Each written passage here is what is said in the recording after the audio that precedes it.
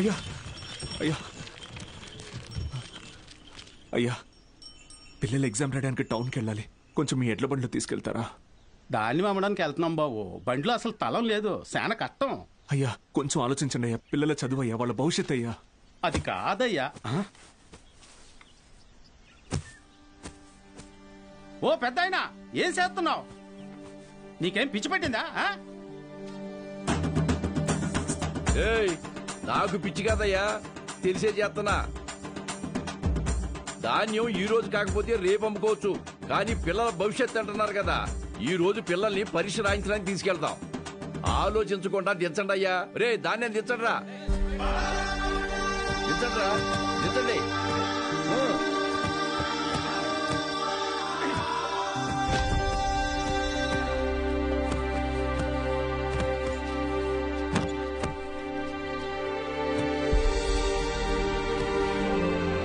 పర్లేదు, ఎక్కండి అయ్యా, ఎక్కండి.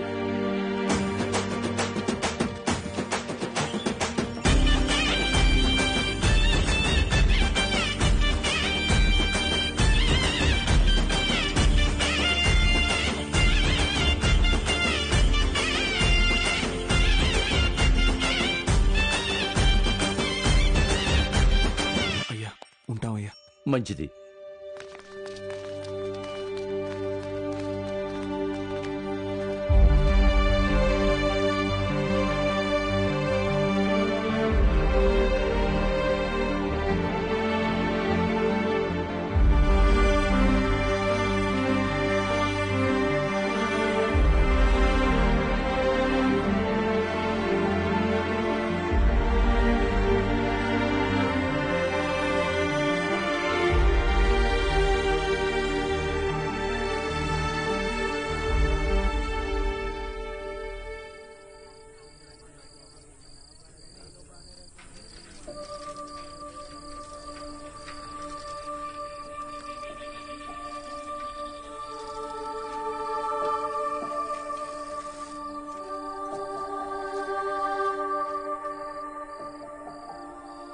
ఈరోజు ఎంసెట్ ఎగ్జామ్ రిజల్ట్స్ అన్నా, భయంగా ఉంది.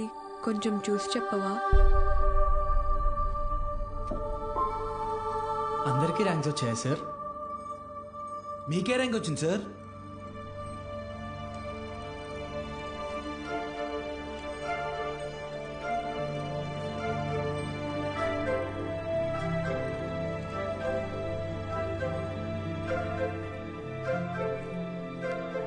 మురళీకృష్ణ 41 మెడికల్.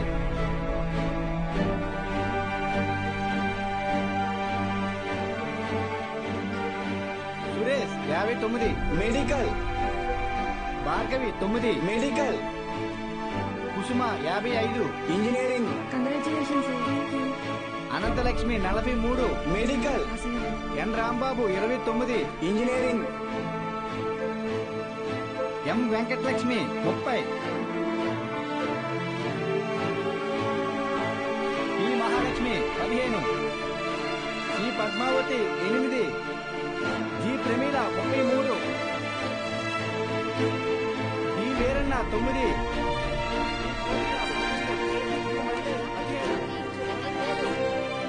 అంటే 45 టాప్ ర్యాంక్స్ సార్?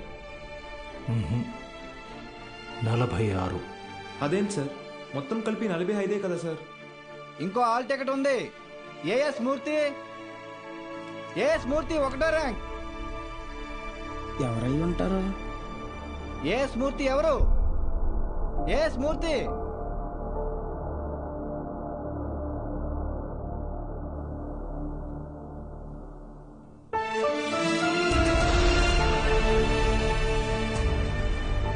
నాతో కలిపి 46.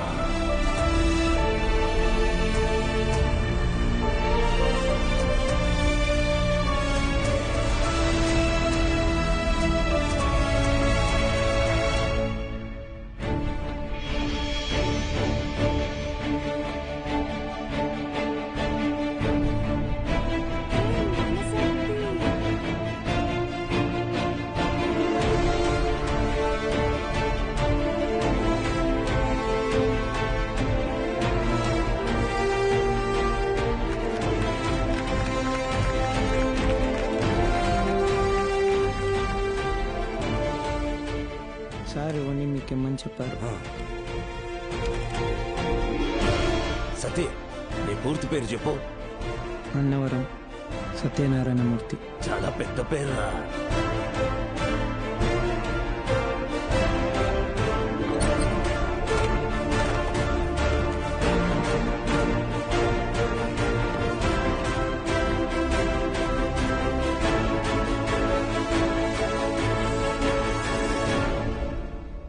సాధించావు బాలు.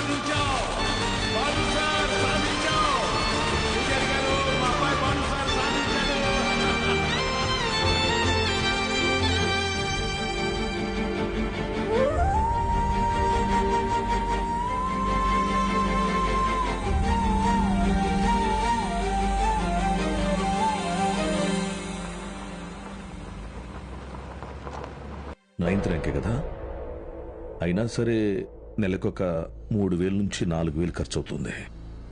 మీ నెల జీతం 900 అనుకుంటా కదా? అవునయ్యా. భయపడద్దు, అప్పు చేయక్కర్లేదు. మీ అబ్బాయి చదువు పూర్తయ్యేంత వరకు ఫీజు బాధ్యత నాది. పై చదువులకు అమెరికా పంపిస్తాను. అమలాపురంలో సబ్ ఇన్స్పెక్టర్గా పోస్టింగ్ ఇప్పిస్తాను. మీ అమ్మగారితో టౌన్లో హోటల్ పెట్టేస్తాను. నువ్వు చేయాల్సిందల్లా ఒక్కటే, నీకొచ్చిన మార్కులు త్రిపాఠి ఇన్స్టిట్యూషన్స్లో చదవటంలో వచ్చాయని చెప్పాలి. నువ్వు మా కాలేజీలో షార్ట్ టర్మ్ క్రాష్ కోర్స్ తీసుకున్నట్టు ఈ అగ్రిమెంట్ మీద సైన్ చేయాలి. మీ అమ్మ నాన్న పోగొట్టుకున్న పొలం ఇక మీదట మీదే. ZPTC chairman post, anonymous.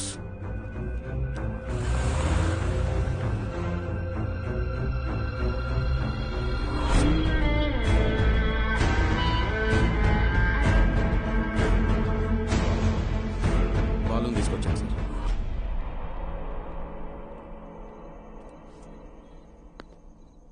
నీ స్టూడెంట్స్ సంతకాలు చేసి ఇచ్చారు నాకు. మీ ఈ ర్యాంకుల కారణం ఎవరని నిద్రలో ఎప్పటికినా త్రిపాఠి అనే చెప్తారా? పబ్లిక్ లో పొరపాటుని పేరు తలిచిన ఒక్కరికి కూడా ఫ్యూచర్ లేకుండా చేస్తాను. అర్థమైందా? ఆ రోజు దట్ అసెంబ్లీ డే నీ ముఖం కూడా నేను సరిగ్గా గమనించేది. ఎక్కడో దూరంగా ఉన్నావు కదా, ఇంత చిన్నగా ఉన్నావు. వచ్చి నన్నే ఊడిద్దాం అనుకున్నావా? త్రిపాఠి సార్, చాలా రోజుల క్రితం మీరు నాతో అన్నారు, 0 fees 0 education, more fees more education అని. ఆ బోర్డులో ఉన్న స్టూడెంట్స్ ఎవ్వరికి వేలకి వేలు ఫీజు కట్టడం వల్ల ఈ ర్యాంకులు రాలేదు. మీరు వాళ్ళకి లక్షల లక్షల డబ్బులు ఆశ చూపించి వాళ్ళ ర్యాంకుల్ని, వాళ్ళ గెలుపుని కొన్నారు. ఇది కూడా ఒక గెలుపేనా?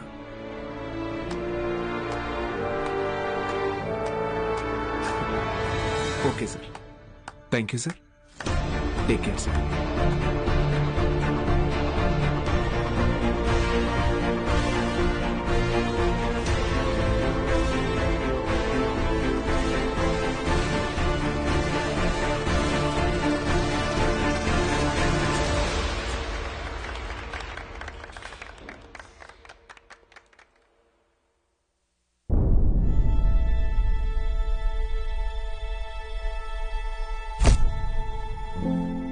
ఏ మనిషి అయితే మిమ్మల్ని నమ్మలేదో, ఈరోజు ఆ మనిషే మీ ఇంటి ముందుకొచ్చి మిమ్మల్ని తన ఇన్స్టిట్యూట్కి బ్రాండ్ అంబాసిడర్ అవ్వమని బతిమాలుతున్నాడు.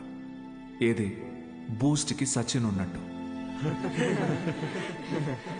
ఇది కదా నేను మీకు దక్కాలనుకున్న రెస్పెక్ట్. వచ్చింది. సూపర్. సంతకాలు పెట్టండి. కాంట్రాక్ట్ మీద సంతకాలు పెట్టండి. చదువు అనేది వ్యాపారంగా మారి చాలా కాలమైంది. ఫ్యూచర్లో ఇది ఇంకా పెద్ద వ్యాపారం అవుతుంది. ఈరోజు ఇంటర్ ఫస్ట్ ఇయర్ సెకండ్ ఇయర్కి వసూలు చేసే ఫీజుల కంటే ఎక్కువ ఫీజులు ఎల్కేజీ యూకేజీ క్లాసులకి వసూలు చేసే రోజులు వస్తాయి. మన కంటికి కనపడేది త్రిపాఠి ఒక్కడే, కానీ తనలాంటి వాళ్ళు ఈ దేశంలో చాలా మంది ఉన్నారు. మీ చదువుకి ఖర్చయ్యే ప్రతి రూపాయి త్రిపాఠి జేబులో నుంచే రానివ్వండి. మీ ఇంట్లో వాళ్ళకి ఇస్తానన్నవన్నీ ఇవ్వనివ్వండి. పై చదువులు చదివిస్తాడా? చదవండి. తన అహంకారాన్ని వాడుకొని మీరు ఎదగండి. మంచి పొజిషన్కి వెళ్ళండి. బాగా సెటిల్ అవ్వండి. అప్పుడు చదువుని కొనలేని వాళ్ళకి చదువుని పంచండి. మీలాగా వాళ్ళని గెలిపించండి. 46 మంది ఉన్నారు. మీరు తలుచుకుంటే ఎంతో మంది జీవితాల్ని మార్చగలరు. వచ్చి ఆ కాంట్రాక్ట్స్ మీద సంతకాలు పెట్టండి.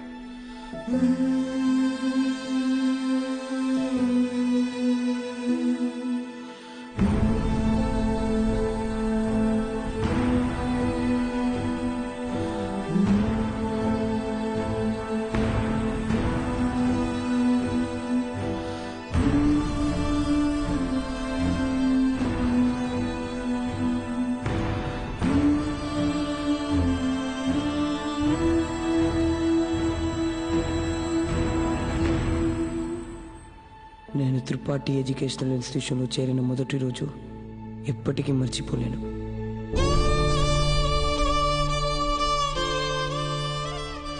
లెక్చరర్స్ అంతా నాకు ఎంతో అంటగా నిలబడి నన్ను ప్రోత్సహించారు.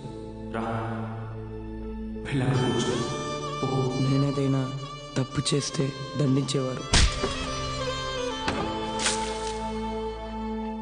వాళ్లే నన్ను సరైన దారిలో నడిపించారు. నాకంటూ ఒక లక్ష్యాన్ని ఏర్పరిచి అందులో నన్ను గెలిపించారు.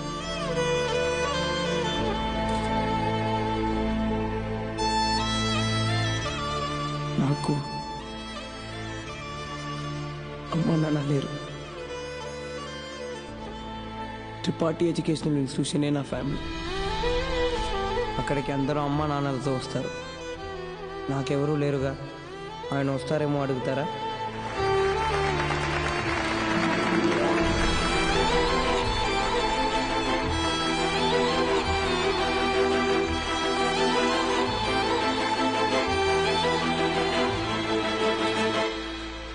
వెళ్ళిపోయాడు.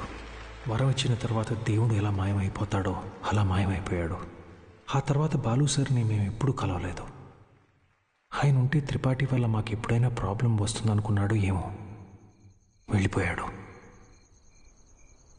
ఏ పాడుబడిన థియేటర్లో బాలు సార్ మాకు చదువు చెప్పారో ఆ థియేటర్నే ఇప్పుడు మేము కోచింగ్ సెంటర్గా మార్చాం. సంవత్సరం పొడుగునా మా 46 మందిలో ఎవరో ఒకరు వచ్చి ఈ పేద విద్యార్థులకి క్లాసెస్ తీసుకుంటాం. అరే అవి మీ తాతరా? ఇక్కడ చదువు అమ్మబడదు, పంచబడుతుంది.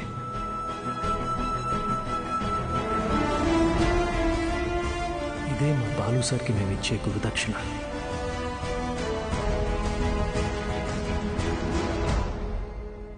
ఇప్పుడు బాలు సార్ ఎక్కడున్నారు సార్?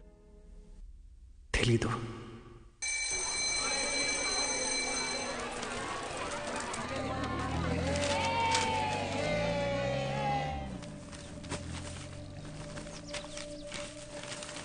அண்ணா ஒரு பண்ணு கொடுங்கண்ணா.